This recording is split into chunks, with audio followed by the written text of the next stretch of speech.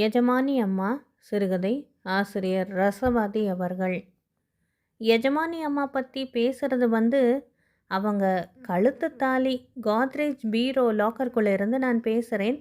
சில நாட்கள் அம்மா கழுத்தில் இருப்பேன், பாதி நாள் இங்கே தான். ஏன்னா அம்மாவுக்கும் ஐயாவுக்கும் அவ்வளவு அந்யோன்யம். கோபம் வந்தால் நீயுமாச்சு, நீ கட்டின தாலியுமாச்சுன்னு கழட்டி அவர் முகத்தில் வீசுவாங்க. அப்புறமா பிடுங்கி உள்ளே வச்சிடுவாங்க. ஒரு தடவை அசால்ட்டாக ஐயா கையில் ஒரு நாள் இருந்தபோது என்னை மார்வாடி கடையில் விட்டுட்டு அவன் தந்த பணத்தில் ரேஸ் ஆடிட்டாரு. அதிலிருந்து உஷாராயிட்டாங்க அம்மா. தாலியாவது பேசுகிறதாவதுன்னு தோணுதா? ஏங்க பேசக்கூடாதா? பெரிய எழுத்து விக்ரமாதித்யன் கதையை விழுந்து விழுந்து படிச்சிங்களே, அதில் அந்த அம்மா அதான் பேசாமடந்தை. அவங்களோட ரவிக்கை தாவணி உள்படி பாவாடை எல்லாம் கதை சொல்லலையா? நீங்கள் ரசிக்கலையா? அதே மாதிரி தான் இதுவும். அம்மா குளிக்கிறாங்க, வெள்ளிக்கிழமை இல்லையா, தலைக்கு ஊத்துறாங்க. நிதானமாக தான் ஆகும். வந்திருக்கிற மனுஷாலாம் கூடத்துலையும் நடையிலையும் பாய்லர் புகையை சுவாசம் பண்ணிக்கிட்டு தேமேன்னு இருக்காங்க. என் பக்கத்தில் அவங்க கழட்டி போட்ட தினுசில் அவங்க வளையலுங்க, அட்டிகை, சங்கிலி, வைரத்தோடு, வைர முகப்பு போட்டு எல்லாம் கிடக்குதுங்க. ராவில் ரயிலில் மனுஷால் தூங்குற மாதிரி ஒன்றோடொன்று வித்தியாசமே இல்லாமல் கலந்து மோதிக்கிட்டு சுருண்டு கிடக்குதுங்க. எனக்குத்தான் யாரோடையாச்சும் என்னவாச்சும் பேச மாட்டோமான்னு ஒரு ஏக்கம். அதான் நீங்கள் இருக்கீங்களே கேட்க. எங்கள் அம்மாவை பற்றி விவரமாக சொல்கிறேன். அந்த கதையில் அந்த அம்மா பேசா மடந்தை. இங்கே நம்ம அம்மா நேர் எதிர். தூங்குற நேரம்தான் வாய்க்கு ஓய்வு. இவங்க தான் முழுக்க முழுக்க பேசுறது, மற்றவங்க கேட்டுக்கணும். அதான் பழக்கம். எல்லாருக்கும் நாக்கை வச்சவன் இவங்களுக்கு சவுக்கை வச்சுட்டான். முக்கால்வாசி நேரம் வாய் சிலம்பம் போடும். வார்த்தையெல்லாம் சாட்டையடி மாதிரி சுரீர் சுரீர்னு பாஞ்சு பாஞ்சு வந்து விழும். நம்பினா நம்புங்க, நம்பாட்டி போங்க. அம்மா அப்படியே சரஸ்வதி அவதாரம் தான். வீணையை எடுத்து வச்சுக்கிட்டு உட்காந்தாங்கன்னா இன்றைக்கி பூரா கேட்கலாம். வீணை வாசிச்சுக்கிட்டு கூடவே பாடுறவங்கள பார்த்துருப்பீங்க, பேசுகிறவங்கள பார்த்தது உண்டா? இங்கே தான் அந்த மாதிரி கைப்பாட்டுக்கு தந்திய மீட்டும், வாயாது பாட்டுக்கு சம்பந்தமே இல்லாமல் ஊர்வம்பு, சினிமா விமர்சனம், புடவை நகை நட்டு அக்கப்போரு இதெல்லாம் பேசிக்கிட்டே இருக்கும். எதுக்கு எது பின்னணின்னே தெரியாது. பாடம் கற்றுக் கொடுக்கறது ராஜ தர்பார் மாதிரி தான். வர்ற பிள்ளைகள்லாம் நடுங்கும். அத்தனை கண்டிப்பு. ஆளுக்கு தகுந்த மாதிரி, காசுக்கு தகுந்த மாதிரி அருமையாக சொல்லி தருவாங்க. ஒரு ரோஷக்கார புள்ள அம்மா திட்டின பொழுது முகத்தை கோணி உதட்ட சுழிச்சு என்னவோ செஞ்சுது. குருவை ஒழுங்கு காட்டலாமா? நீங்களே சொல்லுங்க. அவ்வளவுதான். அம்மாவுக்கு வந்தது பாருங்க ஆத்திரம்.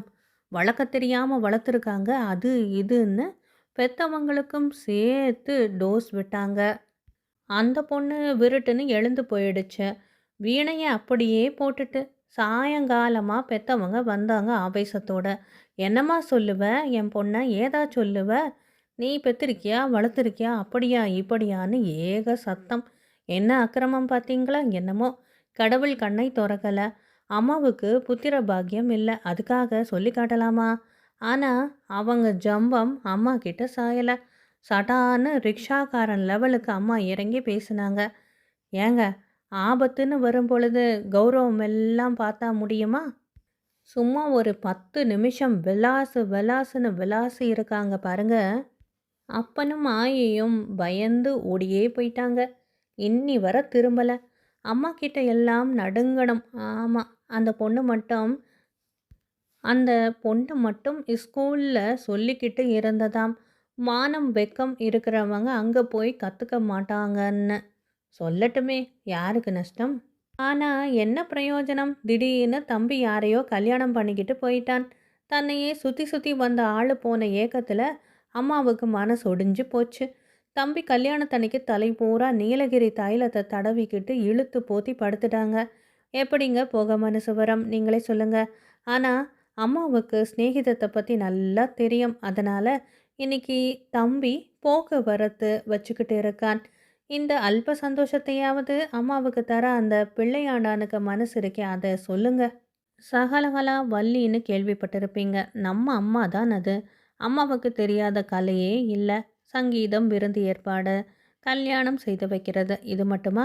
வீடு கட்டணுமா, தோட்டம் போடுறதா, கோலம் போடுறதா, குளத்தை வளர்க்குறதா, கேவலம் வரவுக்குள்ள செலவு பண்ணி குடும்பம் நடத்துகிற செப்பிடு வித்தையா? எல்லாத்துலேயும் அம்மா புலி. அது மட்டும் இல்லை, மற்றவங்களுக்கு ஒன்றுமே தெரியாது, நாம தான் எல்லாம் சொல்லி தரணுங்கிற உசந்த எண்ணமும் உண்டு.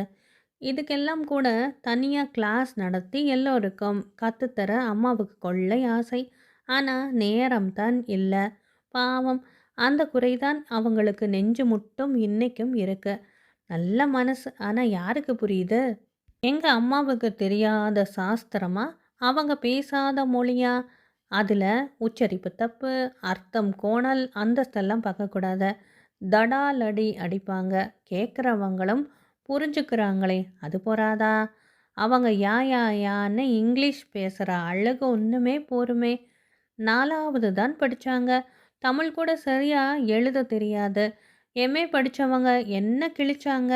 ஏங்க, ஒரு கவர்னருக்கு என்னங்க சம்பளம்? 3000 இருக்குமா? ஃபூ. அதை போல 2 பங்கு இருந்த இடத்துலையே தன் தன் தொழிலில் அம்மா சம்பாதிக்கிறாங்க தெரியுமா? அவங்களுக்கு இணை அவங்களே தான். இப்போ வானும் புரிஞ்சுக்கோங்க. முக்கியமாக இன்னொன்று சொல்ல. ஐயோ, அதோ அம்மா வராங்க, கொன்று போடுவாங்க என் குரல் கேட்டா. கப்சிப். அன்பானவர்களே, ரசவாதி அவர்கள் எழுதிய எஜமானி அம்மா சிறுகதை நிறைவு பெற்றது. நன்றி.